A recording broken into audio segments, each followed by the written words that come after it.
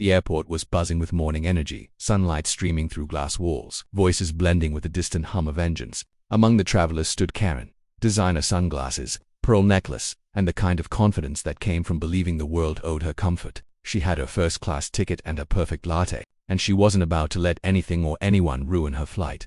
Then, a young pregnant black woman slowly made her way toward the gate, one hand on her belly, the other clutching a small carry-on. She looked tired but calm, her soft smile breaking through the morning rush. When the airline staff announced a small delay, she quietly sat down in the only empty seat near Karen. Karen's eyes narrowed. She shifted, crossing her legs dramatically. Within seconds, her voice pierced the air. "Excuse me, this seat is for first-class passengers only. Can you please move her somewhere else?" The surrounding travelers froze. The woman's cheeks turned red with embarrassment. But before she could respond, a flight attendant approached. That's when everything changed. What started as a demand quickly unraveled into a moment no one expected, one that left Karen speechless and exposed before an entire crowd. Because sometimes, life finds a way to humble those who believe they're above others. In just a few minutes, Karen would see what true grace, strength, and dignity looked like. And that moment, the one she thought was about power, would instead become the one that transformed her forever. Morning sunlight spilled through the wide glass panels of the airport terminal, coating everything in a soft golden glow. The place buzzed with energy, the sound of luggage wheels rolling over polished floors, the distant echo of boarding announcements, and the hum of hundreds of voices blending into one endless, restless song. Travelers of every kind filled the waiting area, families clutching tickets, business people typing on laptops, and tourists laughing over coffee. And in the middle of it all stood Karen Whitfield. She was the kind of woman who never blended in. Her appearance screamed wealth and confidence, a silk blouse and soft ivory, perfectly pressed beige trousers, and a designer handbag worth more than some people's monthly rent. Her manicured fingers held a smartphone that she tapped impatiently, eyes darting up at the flight display every few seconds. Her platinum blonde hair was styled with precision, not a single strand out of place. Karen had a first-class ticket to Atlanta, and she wasn't about to let the morning chaos disturb her sense of superiority. She sipped her caramel latte, grimacing slightly when it wasn't quite hot enough. "Honestly," she muttered under her breath, "is it that hard to get coffee right?" The attendant at the gate counter smiled politely every time Karen glanced over. But there was tension in that smile, the kind that comes from dealing with someone who believes they deserve the world. Karen walked toward the seating area near the gate, her heels clicking sharply against the marble floor. The section was nearly full, but she spotted an empty seat near the large windows where sunlight poured in. She sat down gracefully, crossed her legs, and opened a magazine filled with glossy photos of luxury vacations and beachside resorts.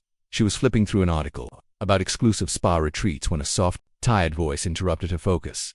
"Excuse me," the voice said gently. "Is this seat taken?" Karen looked up. Standing before her was a young black woman, maybe in her late 20s, wearing a loose floral dress and sneakers. She was visibly pregnant. Her hand rested protectively on her belly, her other hand clutching a small carry-on bag. Her eyes were warm but tired, and a faint sheen of sweat glistened on her forehead. Karen blinked. She didn't like being interrupted, especially by strangers. "This area's for first-class passengers," she said without looking directly at the woman. Her voice was calm but sharp, like the edge of a knife. "I have a first-class ticket," the woman said quietly, reaching into her bag to show it. Karen's lips twitched into a condescending smile. "I'm sure you do," she replied, her tone heavy with disbelief. She turned a page in her magazine, making it clear she wasn't interested in further conversation. The pregnant woman hesitated. Her back ached, her feet were sore, and standing for long periods was painful now that she was 8 months along. She gave a small weary sigh and glanced around. There were no other seats available. "I'm sorry," she said softly again, "but I really need to sit down." "My feet." Karen snapped her magazine shut. "Then maybe you should have planned ahead. You can't just walk into the first-class section because it's convenient." Her voice rose slightly, catching the attention of nearby passengers. A few heads turned. The young woman's face flushed with embarrassment. She shifted awkwardly, one hand on her stomach for balance. Before she could respond, a middle-aged man seated nearby frowned and spoke up. "Ma'am, there's no rule against sitting here. She's pregnant. Let her sit." Karen shot him a glare sharp enough to silence him. "Excuse me, but I didn't ask for your opinion," she said coldly. "If she's really first class, she can prove it when they call boarding. Until then, she can find another seat."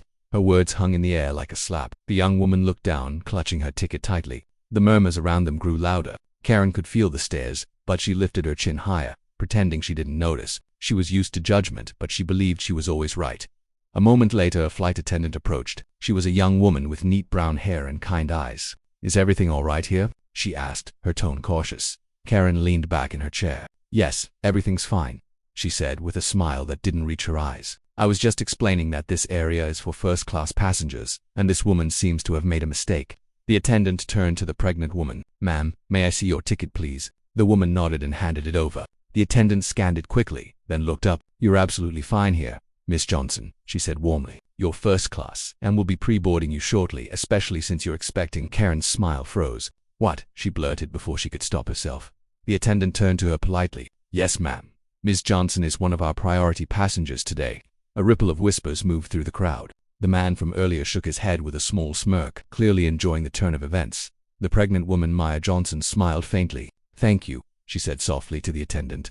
She turned to Karen, her voice kind and steady, despite the insult she had endured. It's okay, I understand. You probably didn't mean to sound harsh. Karen's mouth opened slightly, but no words came out. Something about the woman's calmness, her grace in the face of humiliation hit her harder than any insult could have. The attendant gently helped Maya lower herself into the seat beside Karen. The silence that followed was deafening. Karen turned back to her magazine, but the words blurred before her eyes. She could feel her own pulse in her ears. Outside the glass window, a plane taxied slowly along the runway, its silver wings catching the sunlight. The world seemed to move on, but Karen sat frozen, her chest tightening with something unfamiliar. It wasn't guilt yet, not fully, but it was the beginning of it.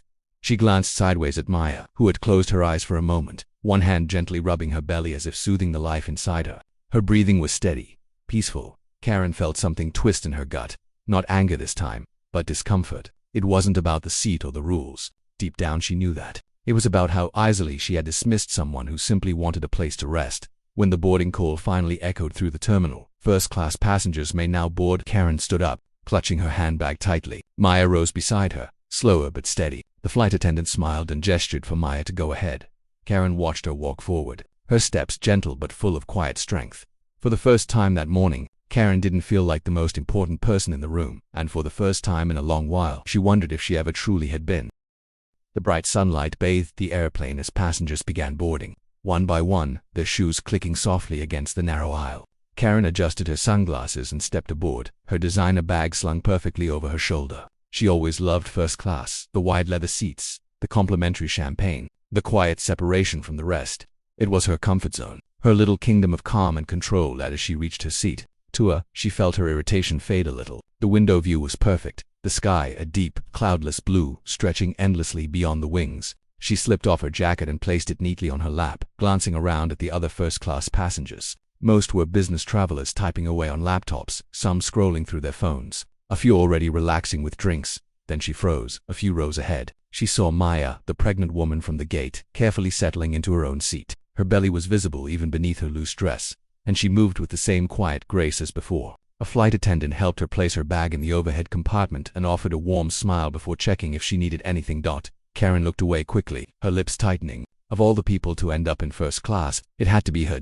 She reached for the in-flight magazine, pretending to read, but her thoughts wouldn't stay quiet. She could still hear her own voice from earlier, sharp, cold, entitled. You can't just walk into the first-class section because it's convenient. The words echoed in her mind like a bad tune she couldn't turn off. The captain's voice came over the intercom, calm and professional. Good morning, ladies and gentlemen. We'll be taking off shortly. Please make sure your seatbelts are securely fastened.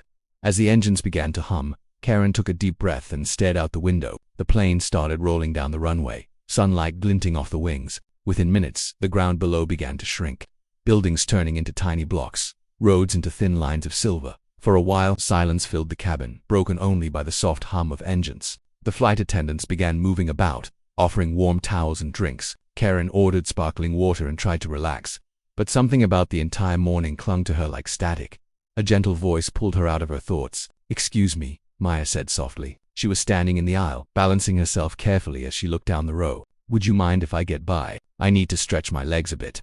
Karen looked up, her throat suddenly dry. Sure, she murmured, unbuckling her seatbelt and stepping slightly aside. Thank you, Maya said, smiling politely. As she passed, Karen caught a closer look at her face, young, maybe late 20s, with eyes that carried both exhaustion and warmth. She had a small charm bracelet on her wrist, its silver beads glimmering faintly in the cabin light. Maya walked slowly toward the restroom at the front of the cabin, steadying herself against the seats. Karen sat back down and sighed, her chest tightening again. She didn't understand why this woman's presence unsettled her so much. When Maya returned, the flight attendant guided her back to her seat and offered her a bottle of water. Karen noticed how gentle everyone was with her, the tone of their voices, the patience in their movements, and for the first time, She wondered if maybe she had missed something human in the way she treated people. An hour into the flight, the attendant served breakfast, scrambled eggs, fruit, and warm croissants. Karen began eating quietly when she heard a small sound, a soft gasp. She looked up and saw Maya clutching her stomach, her face pale. The woman next to her immediately called out, "Excuse me, I think she needs help." The flight attendant rushed over, kneeling beside Maya's seat. "Ma'am, are you okay?" Maya nodded weakly. "It's fine, just a little pain. I think the baby's moving a lot today." Karen's heart skipped. The woman was trying to stay calm, but her knuckles were white from gripping the armrest. The attendant fetched water and asked if she needed medical help, but Maya shook her head. "I'm okay, just need to breathe." Still, the tension in the cabin grew. A few passengers whispered nervously. Karen's hands tightened around her napkin, her earlier pride replaced with an uneasy mix of concern and guilt. After a few moments, Maya's breathing steadied. She smiled faintly at the attendant. "See, all good, just a strong kick." The attendant nodded, clearly relieved, and returned to her duties. The other passengers slowly resumed their meals, but Karen couldn't go back to eating. Without thinking, she leaned slightly forward. "Are you sure you're all right?" she asked softly. Maya looked at her, surprised but kind. "Yes, thank you. The baby's just very active today. I guess he's excited to meet his grandma." Karen managed a small smile. "You're flying to see your mother?" "Yes," Maya replied. "She hasn't been well, and I wanted her to see me before the baby comes. She's been waiting for this moment for years." There was such tenderness in her voice that Karen felt something inside her shift. She hesitated, then said, "That's sweet. I hope she feels better soon." Maya smiled gratefully. "Thank you. I'm sure she'll be thrilled." They fell into a brief silence, the plane humming gently around them. For the first time in years, Karen didn't feel the urge to fill the silence with complaints or commentary. She just sat there listening, thinking. As the flight continued, the clouds outside looked like soft white mountains stretching endlessly across the blue. Karen couldn't stop glancing at Maya, not in judgment this time, but in quiet reflection. She thought about her own life, the luxury, the loneliness, the walls she'd built so carefully around herself. Her husband had left years ago. Her friends were mostly people she saw at charity luncheons or high-end yoga studios. And somewhere along the way she'd begun to believe that kindness was something only other people needed to show now. Watching Maya softly hum to the life inside her, Karen felt a pang of something unfamiliar, envy, maybe, or longing. When the captain announced their descent into Atlanta, the sunlight poured through the cabin windows, turning everything gold. Karen looked out at the horizon, where the city shimmered faintly beneath the clouds. As the plane touched down, Maya turned to her again. "Thank you," she said quietly. "For what?" Karen asked. "For being kind enough to ask if I was all right," Maya said with a gentle smile. "That small thing means more than you think." Karen didn't know what to say. She simply nodded, her throat tight. As passengers began to disembark, Maya moved slowly down the aisle. Karen followed behind her, her thoughts heavy yet clear. Something had changed during that flight, not in the air, but inside her for the first time. She realized that the seat she had fought to protect earlier that morning hadn't just been about comfort. It had been about control, about a life built on distance from others. But now, watching Maya disappear into the crowd, Karen knew one thing for certain. Her world and her heart would never feel quite the same again. The sun was high and warm when Karen stepped out of the Atlanta airport. The noise of honking taxis and rolling suitcases surrounded her, but her mind was far quieter than usual. She wasn't thinking about her meetings or the boutique hotel she had booked. All she could think about was the flight, the pregnant woman's calm smile, her kindness after being insulted, and that last look they shared before parting ways. Karen tried to shake it off. People came and went in life all the time. It didn't mean anything. Still, as her car pulled up to her hotel, a part of her wished she had said more, maybe asked Maya's name properly, or apologized again. The hotel lobby was elegant, all white marble and soft piano music. The clerk greeted her warmly, but Karen barely smiled back. She took her room key and rode the elevator up, the soft chime marking each floor. Inside her suite, sunlight poured through floor-to-ceiling windows. She dropped her bag on the couch and sank into a chair. The view was beautiful, the city alive with movement below, but something inside her felt hollow. Her phone buzzed on the table. A text from her assistant reminded her of an upcoming charity meeting later that afternoon. She sighed and typed back, "I'll be there," though her heart wasn't in it. Hours later, dressed neatly in a pale blue blouse and linen trousers, Karen sat at the restaurant where the meeting was being held. It was an upscale place, elegant decor, white tablecloths, servers gliding silently between tables. A group of women sat with her, all well-dressed, all chatting about their social events and new purchases. Karen smiled when expected, but her mind wandered. She could still hear Maya's soft voice on the plane. "She'll be thrilled." That simple sentence had lingered with her for reasons she couldn't explain. When the meeting ended, Karen stayed behind to finish her tea. Just as she was about to leave, she heard a voice from behind. "Familia Janelle. Excuse me. I think we were on the same flight this morning. Karen turned, startled. There she was, Maya, standing near the doorway, holding a small gift bag and looking a little surprised herself. Karen blinked, caught off guard. Oh my goodness, you're… Yes, Maya said with a soft laugh. It's me. I didn't expect to run into you here. Karen stood quickly. Neither did I. They both hesitated, a brief, awkward silence between them. Then Karen said, how are you feeling? After the flight.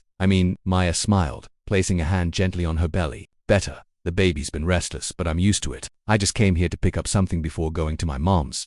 She lives about half an hour from here. Karen nodded slowly, studying her. There was something about Maya that drew her in. Not just her calmness, but her sincerity. That's wonderful, Karen said softly. I'm glad you're feeling all right. Thank you, Maya replied. And thank you again for asking back on the plane. You didn't have to, but it meant a lot. Karen looked down for a moment, then met her gaze. Actually, she said quietly, I owe you thanks, and an apology, for the way I acted at the gate. Maya's expression softened. You already apologized. You don't have to again. I do, Karen said firmly, because I've been thinking about it all day. I was rude and judgmental, and you didn't deserve that. I'm truly sorry. For a moment, Maya said nothing. Then she smiled, the kind of smile that felt like forgiveness itself. It takes a lot to admit that, she said. Thank you, really, Karen exhaled, relief washing over her. Would you maybe like to join me for a coffee? My treat. Maya's eyes widened slightly. Sure, she said after a pause. I'd like that. They sat down at a corner table near the window, sunlight spilling over their cups. For the first few minutes, the conversation was polite, small talk about the weather, the flight, and the city. But slowly, the walls between them began to fade. Karen learned that Maya worked as a teacher in a small community school, that she loved children and had been saving for years to move her mother closer to her. Her husband had passed away 2 years earlier in a car accident, a sudden cruel twist that left her raising their unborn child alone. Karen listened quietly, her chest tightening with each word. She hadn't expected this, hadn't expected to feel something stir in her heart that had been dormant for years. I'm sorry, Karen said softly. I can't imagine what that must have been like. Maya nodded gently. It's been hard, yes, but I try to focus on what I have, not what I lost. This baby, he's my reason to keep going. Karen swallowed the lump in her throat. She envied that kind of strength, the quiet, unshakable kind that didn't demand attention but inspired it naturally. They talked for almost an hour, and in that time Karen felt something she hadn't felt in years. Genuine connection. No pretense, no performance, no social masks. Just two women sharing a table, their lives briefly crossing in a moment that felt strangely meant to be. When it was time to leave, Maya stood slowly. I should go. My mum's waiting. Karen smiled. Of course. She hesitated, then reached into her purse and pulled out a small card. If you ever need anything at all, please call me. That. Maya took the card, smiling warmly. Thank you, Karen. That's very kind. They said their goodbyes, and as Maya walked away, Karen felt a strange ache in her chest, a mixture of admiration and regret. Watching her disappear into the sunlight outside, she realized how small her own problems suddenly seemed. That evening, Karen couldn't sleep. The city lights sparkled outside her hotel window, but her thoughts were far away. She kept thinking about the way Maya spoke about hope, how she carried her pain with grace instead of bitterness. Karen got up, poured herself a glass of water, and stood by the window. Her reflection stared back at her, polished, confident, controlled, but for the first time, she didn't recognize the woman she saw. She thought of how quickly she had judged Maya that morning, how easily she had dismissed her as less. But in reality, Maya had something Karen had lost long ago, empathy, and as she stood there, the weight of that truth sank in deep. The next morning, sunlight spilled once again through the glass. Karen woke early, her mind unusually clear. She sat down at her desk and began writing something, not a business note or a social plan, but a letter. Dear Maya, she wrote, I don't know if you'll ever read this, but meeting you has reminded me of something. I lost the ability to see people, not just situations. You've shown me that kindness doesn't need wealth, and dignity doesn't need approval. Thank you for that. When she finished, she folded the letter neatly and placed it in her purse. She didn't know if she'd give it to Maya or not, but what mattered was that she had written it. For the first time in years, Karen felt something new, something pure and unfamiliar. It wasn't guilt anymore, it was change. 2 days later, the sun shone bright and bold over Atlanta. The air was warm but breezy, carrying the scent of blooming jasmine from the hotel garden below. Karen stood by her window again, sipping her morning coffee, lost in thought. The city stretched endlessly in front of her, alive, busy, full of stories she had never cared to notice before. But this morning was different. For the past 2 nights, sleep had come late and left early. Her thoughts kept circling back to Maya, her calm eyes, her gentle voice, the way she had spoken about visiting her sick mother. Karen had thought about calling her, but she didn't want to intrude. Still, something inside her kept whispering, go see her finally. She decided after breakfast. She opened her purse, took out the card Maya had given the cafe cashier when paying, and dialed the number printed on the small slip, a florist shop's number. She realized. The woman who answered confirmed Maya's address, a small suburban neighborhood about 30 minutes away. Karen hesitated for only a second before booking a taxi. The ride was peaceful, the kind of stillness that made her mind drift. The busy downtown gradually faded into quiet streets lined with trees, small homes, and children riding bikes. The world felt softer here, more real. The taxi turned down a narrow road and stopped in front of a modest single-story house. Its paint was slightly faded, but the garden was alive with flowers, roses, lilies, and bright marigolds. There was something tender about it, something cared for even through struggle. Karen stepped out, feeling oddly nervous. She wasn't used to visiting strangers, not without an invitation. She walked up to the porch and knocked gently. After a moment, the door opened. Maya stood there, wearing a simple yellow dress and a surprised smile. "Karen," she said, blinking. "What are you doing here?" Karen smiled awkwardly, holding a small bouquet she'd bought on the way. I hope you don't mind. I just wanted to check in on you and your mom." For a second, Maya looked unsure, but then her smile widened. "Of course I don't mind. Come in, please." The house was small, but warm sunlight streamed through lace curtains, the faint scent of cinnamon and lavender filling the air. There were family photos on every wall. Maya as a child, her parents, and a few of her with a man Karen assumed was her late husband. "You have a beautiful home," Karen said softly. "Thank you," Maya replied, guiding her toward the living room. "It's old, but it's full of memories."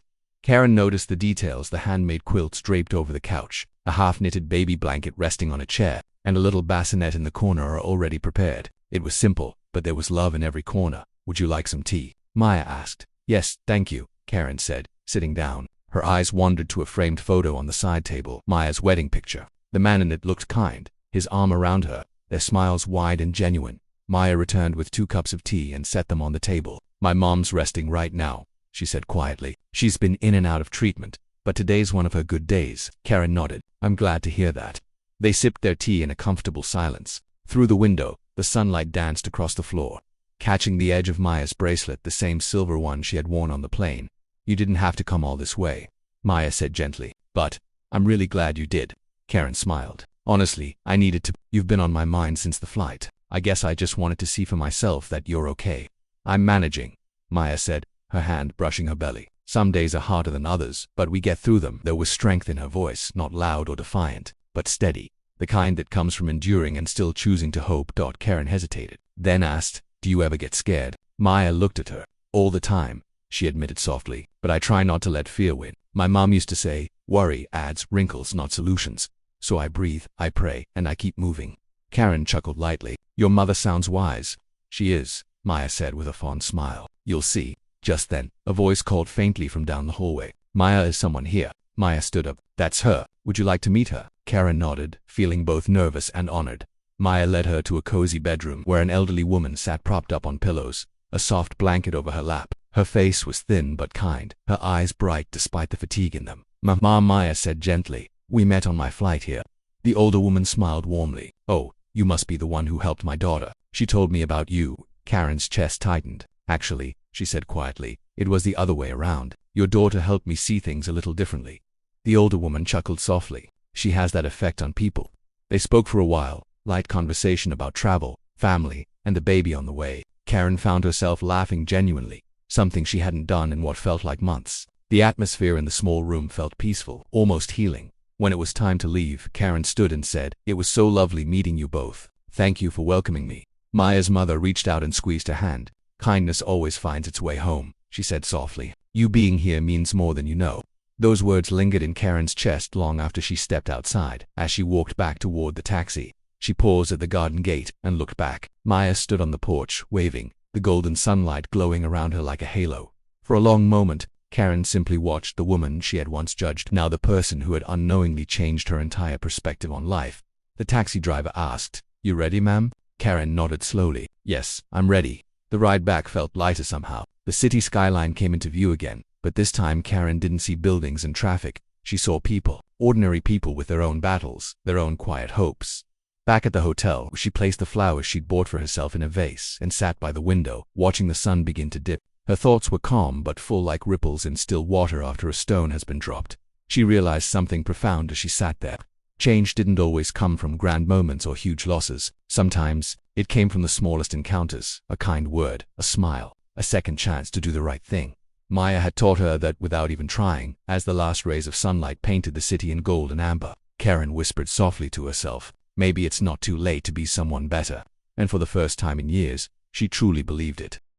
Morning light streamed into Karen's hotel room, warm and golden, wrapping everything in gentle brightness. The city below was already awake, buses humming, people hurrying to work, the distant sound of a street musician's saxophone floating up from the corner. But for once, Karen didn't rush to get ready or check her phone. She sat quietly by the window, her hands wrapped around a cup of tea, thinking about everything that had happened in the past few days. It felt like a lifetime since that morning at the airport, since she'd snapped at Maya, judged her without reason, and then watched her handle cruelty with such grace that it left a permanent mark on Karen's heart. Meeting Maya's mother had deepened that change even further. The old woman's words, "Kindness always finds its way home," echoed in her mind like a melody she couldn't stop humming. For the first time in years, Karen felt something she hadn't felt in a long time. Peace, but it came mixed with a new sense of purpose. She didn't want her change to stop with a feeling. She wanted to do something. She spent the morning walking through Atlanta, visiting small cafes and quiet parks. Each face she passed reminded her that everyone was carrying their own story, some heavy, some hopeful, all unseen. The thought made her heart ache in a good way as she strolled past a small bookstore. Something in the window caught her eye, a children's book display titled The Power of Kindness. She smiled faintly and walked inside.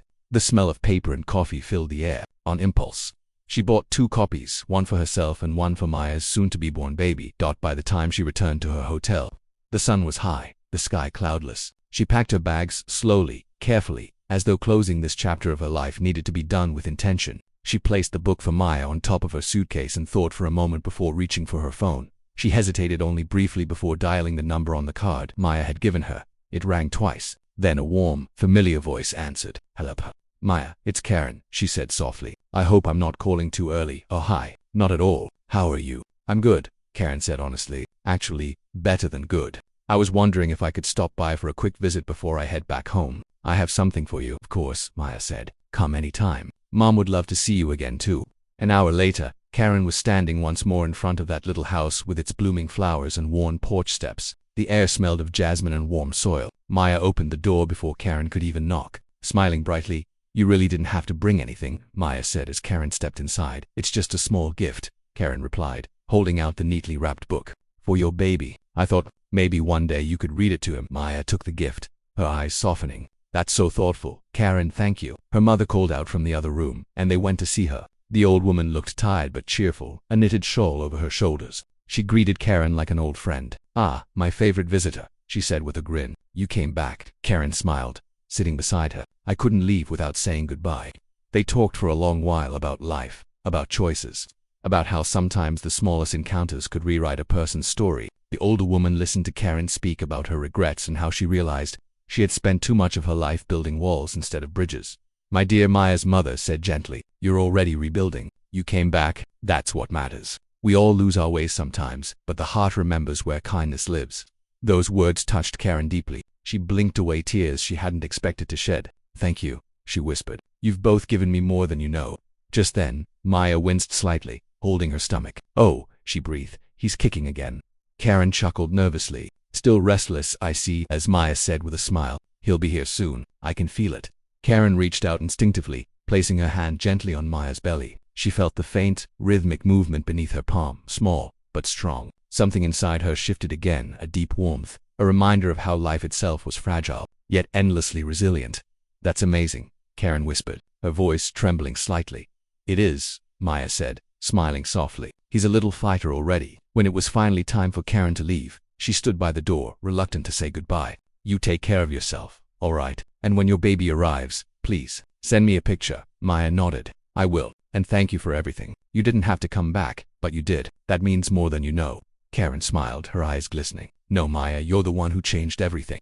They hugged, a simple, genuine embrace between two women who had once been strangers but now shared something far more meaningful, understanding. Outside, the air was bright, the sunlight warm against her face. As Karen walked back toward her taxi, she felt lighter, as if she'd left behind not just a visit, but a part of her old self that no longer belonged. The city unfolded before her as the car pulled away, but this time she saw it differently. She saw the small acts of kindness, a man helping an old woman cross the street, a child sharing his snack with a friend, a stranger holding a door open. She smiled to herself, realizing that kindness wasn't rare. It was simply quiet, often overlooked by people too busy to notice. When she reached the airport, she sat by the window watching planes lift into the endless blue sky. She thought about her old life, the perfection she'd chased, the image she'd built, and how meaningless it all seemed now compared to what she had found in one unexpected encounter. She opened her journal and wrote a single line before boarding her flight. The world doesn't change when you travel first class. It changes when you learn to see everyone as equal passengers on the same journey. As the plane took off, Karen looked out at the golden light spilling over the clouds. Somewhere below, in that small suburban home, a woman she once dismissed was preparing to bring new life into the world, and unknowingly, she had given Karen a rebirth of her own for the first time in a long while. Karen smiled, not the practiced polite smile of habit, but a real one that came from peace, gratitude, and the quiet promise of a better tomorrow. And she knew, deep down, that she would never forget the day a stranger named Maya reminded her how to be human again.